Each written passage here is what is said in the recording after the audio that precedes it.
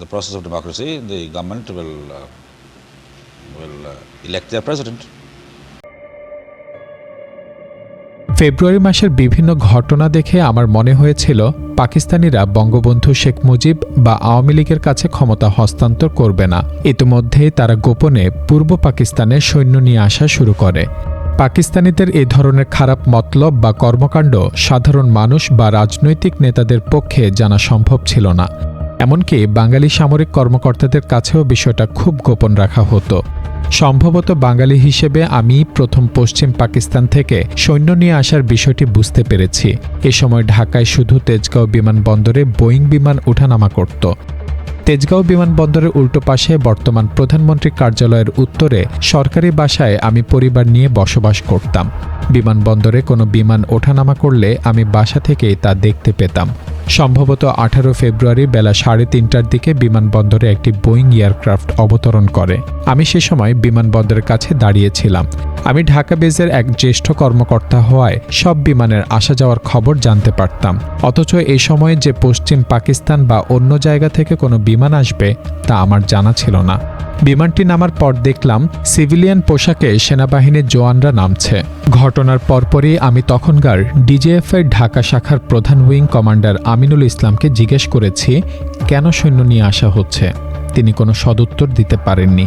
তিনি বলেছিলেন এখানে ওদের একটা এক্সারসাইজ হবে, তাই কিছু সেনা আসছে কিছু সেনা যাচ্ছে, এই আর কিছু নয়।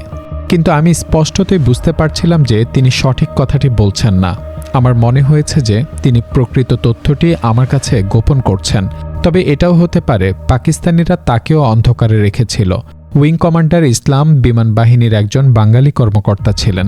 তিনি আগস্ট মাসে মুক্তিযুদ্ধে যোগ দিলেও পাকিস্তান গোয়েন্দা বাহিনীর সঙ্গে সংশ্লিষ্ট থাকার কারণে মুক্তিযুদ্ধে তাকে কোনো দায়িত্ব দেওয়া হয়নি, বরং তাকে নজরদারিতে রাখা হয়েছিল।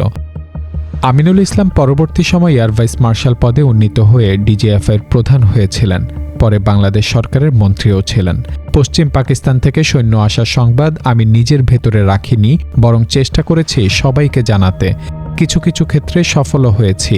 আমি প্রায় 20 বছর পর পূর্ব পাকিস্তানে এসেছি, তাই অল্প সময়ে আমার পক্ষে আওয়ামী লীগের নেতৃস্থানীয় ব্যক্তি ও পূর্ব পাকিস্তানে অবস্থিত সব বাঙালি সামরিক কর্মকর্তা সম্পর্কে জানা বা পরিচিত হওয়া সম্ভব ছিল না।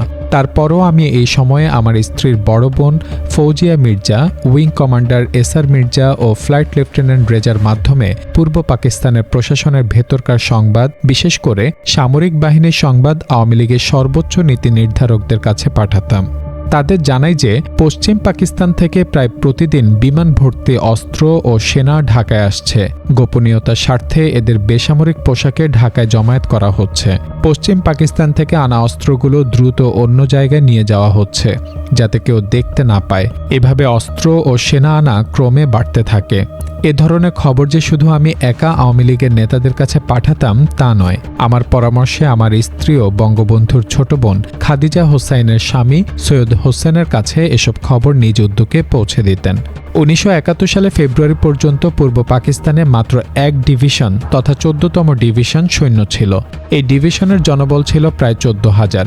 ফেব্রুয়ারি ও মার্চ মাসে পশ্চিম পাকিস্তানের রিজার্ভ ডিভিশন হিসেবে পরিচিত 9 ডিভিশন ও কোয়েটা ক্যান্টনমেন্ট থেকে 16 ডিভিশনকে এভাবে গোপনে বেসামরিক পোশাকে বিমানে করে ঢাকায় নিয়ে আসা হয়।